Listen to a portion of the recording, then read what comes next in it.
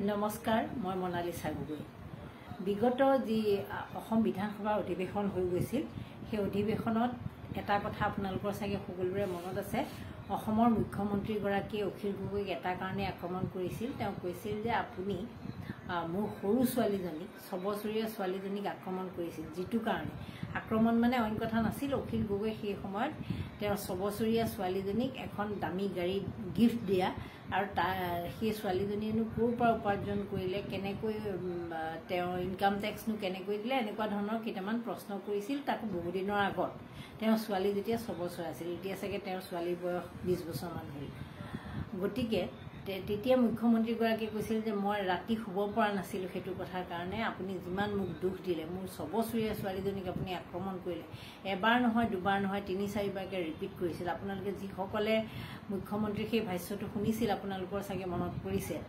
অখিল গগৈক সেইকাৰণে তেওঁ বেয়া পোৱা বুলিও কৈছে, আনকি তেওঁৰ পত্নীও বেয়া পোৱা বুলি কৈছে। আনকি পিছত অখিল গগৈ ক'ৰবাত মাতিলেও তেওঁ ঘৈণীয়েকে, মানে আমাৰ মুখ্যমন্ত্ৰীৰ পত্নীয়ে নামাতিবলৈ কৈছিল যে আপুনি কোনো কাৰণত নামাতিব, এই ধৰণৰ মন্তব্য কৰিছিল।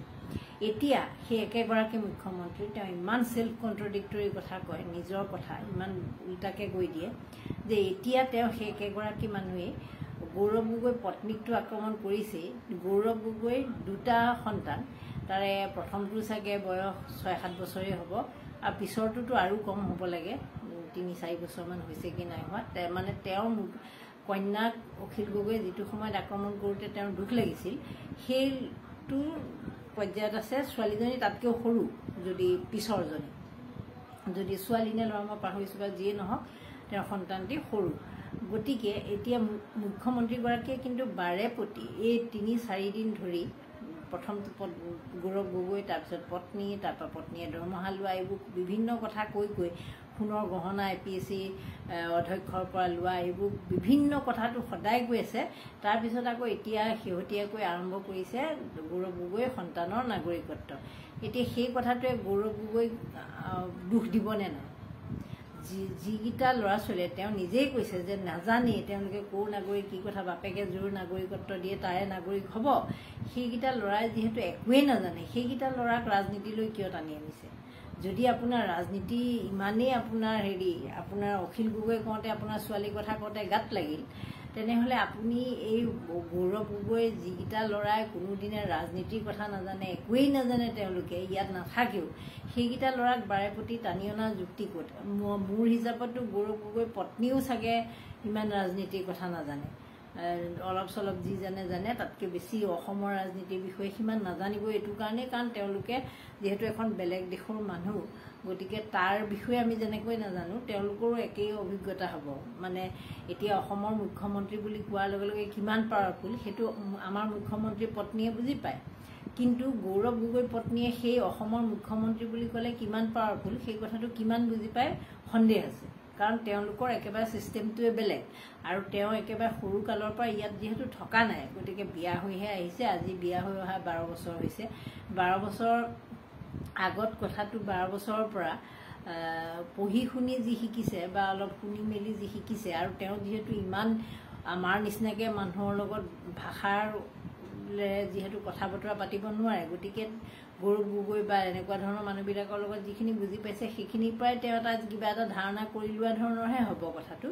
গতিকে গৌৰৱ গগৈ সৰু সেই ল'ৰা ছোৱালীকেইটাক টানি থকাটো আচলতে কিমান যুক্তিসংগত হৈছে। যিহেতু তেওঁৰ ছোৱালীক অখিল গগৈয়ে টানোতে তেওঁ একেবাৰে গোটেই টোপনি নহা হ'ল। তেওঁৰ পত্নীয়ে তেওঁক নেমাতিবলৈ ক'লে। অখিল গগৈক ভৱিষ্যতে কেতিয়াও, আনকি অখিল গগৈ ক'ৰবাত মাতিলেও বোলে তেওঁৰ ঘৰত কাজিয়া লাগে, এই ধৰণৰ মন্তব্য কৰা মানুহজনে এতিয়া গৌৰৱ গগৈ সৰু তেওঁৰ জীয়েকতকৈও 2টা সৰু, জীয়েকৰ যিটো বয়স আছিল তাতকৈও 2টা সৰু ল'ৰা ছোৱালীক টানি থকাটো আচলতে কিমান যুক্তিসংগত হৈছে। আৰু এটা কথা আপোনালোকে মনত ৰাখিব, মন কৰিব যে গৌৰৱ গগৈ সম্পৰ্কত যিটো আক্ৰমণ বিজেপিয়ে চলাই আছে, কোনকেইজন মানুহে চলাই আছে, যিকেইজনে গৌৰৱ গগৈৰ ভয়ত কংগ্ৰেছ এৰি আহিছিল, তাৰ ভিতৰত 1 নম্বৰতে আছিলে মুখ্যমন্ত্ৰী হিমন্ত বিশ্ব শৰ্মা। তেওঁ ভাবি আছিলে তৰুণ গগৈ তেওঁ পোষ্যপুত্ৰ হিচাপে লৈছে, তৰুণ গগৈৰ পিছত তেওঁৱে মুখ্যমন্ত্ৰী হ'ব। কিন্তু যেতিয়া গৌৰৱ গগৈ এণ্ট্ৰি মাৰি দিলে, তেওঁ ভয় খালে, ভাবি ল'লে যে মোৰ আৰু ইয়াত চাউল নিসিজিব। গতিকে তাৰ পিছত তেওঁ সোঁৱে বাৱে থকা কেইজনৰহে উৎপাত বাঢ়িছে। কিন্তু বাকী যিসকল অৰিজিনেল যিসকল বিজেপি যিসকল আগৰ পৰাই বিজেপিত আছিল তেওঁলোকে কিন্তু কোনো ধৰণৰ গৌৰৱ গগৈ সম্পৰ্কত মন্তব্য কৰা নাই। গতিকে ৰাজেন গোহাঁই প্ৰাক্তন সভাপতিগৰাকীয়ে এটা আজি মন্তব্য কৰিছে, আপোনালোকে সকলোৱে দেখিছেই যে গৌৰৱ গগৈয়ে যিটো বিজেপিৰ কালচাৰ যিটো সংস্কৃতি সেইটো লৈ লৈছে, কংগ্ৰেছলৈ লৈ গৈছে আৰু বিজেপিত এতিয়া সেই যিটো ব্যৱহাৰৰ যিটো মানে বিহেভিয়াৰ নজনা যিটো কালচাৰ সেই কালচাৰটো এতিয়া আহিছে বুলি তেওঁ কৈছে। তেওঁ কোৱা কথা আমি কোৱা নাই। গতিকে কথাবোৰ তেনেকুৱা আচলতে আপোনালোকে ভাবি চাব। নমস্কাৰ, ধন্যবাদ।